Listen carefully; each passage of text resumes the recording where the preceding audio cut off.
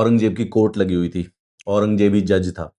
जो भी आता था, जिस भी क्रिमिनल आता था, उसके हाथ पैर काट देता था पनिशमेंट के तौर पे।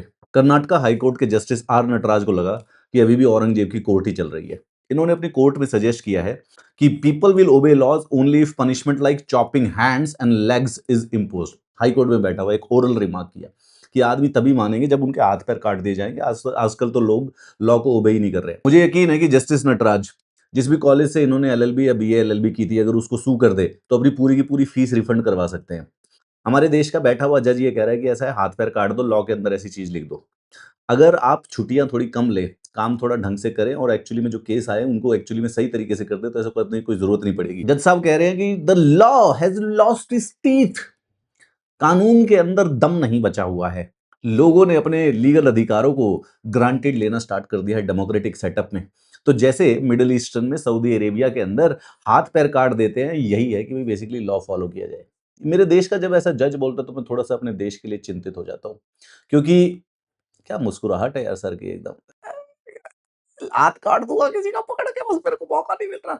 अब इस जज ये चाहता है कि एक बार लॉ में लिख दो हाथ काट रहा, और उसके बाद कोई आएगा, किसी ने क्राइम किया होगा, इसका हाथ काट दो, इसका पैर काट दो, अरे इसकी उंगली काट दो। भाई वाह, कितना अंदर से महसूस कर रहा होगा। सेडिस्ट आदमी को कभी भी जजशिप पे नहीं बैठाना चाहिए। जज आदमी होना चाहिए न्यूट्रल। उसको ये पता है, उसको पता होना चाहिए कि यार विक्टिम को प्रोटेक्ट करना है, क्रिमिनल को जो उसने पनिशमेंट किया उसके लिए गिल्टी करना है। लेकिन ऐसी चीजें मानते हैं। केस क्या था, एक सेक्सुअल हरासमेंट का केस था, और वैलिड है। हमारा जो लॉ जस्टिस सिस्टम है वो बहुत ही ज्यादा स्लो है, and people obviously do not follow the law because they are not afraid of the law, क्योंकि वो इंप्लीमेंट ही नहीं होते हैं जो होते हैं। हावेवर, उससे ज्यादा बड़ा फ्रैंकिस्टीन मॉन्स्टर है जो कि जस्टिस आर नटराज सजेस्ट कर रहे हैं, कह रहा हाथ पैर काटने की पनिशमेंट। आई दो कि नटराज जी आप सऊदी अरेबिया शिफ्ट हो जाओ, हाउ अबाउट दैट? वहां पे जज बन जाओ, एंजॉय करो रोज की रोज। कोई आए, इसका हाथ काट दो, इसका पैर काट दो। क्या चतुर आदमी है यार ये। अब क्या सब ये डेमोक्रेसी के पीछे पड़े हैं? Because we have democracy everybody takes it for granted.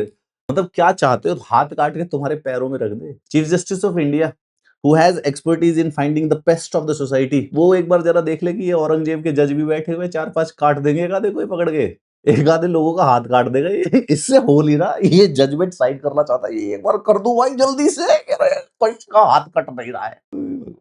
I would like to unconditionally apologize if any of this was considered as the contempt of the court. I have huge respect for the Indian constitution and Indian judiciary. The Indian judiciary is the best in the world, and Indian judges are better than the best of the whole goddamn world.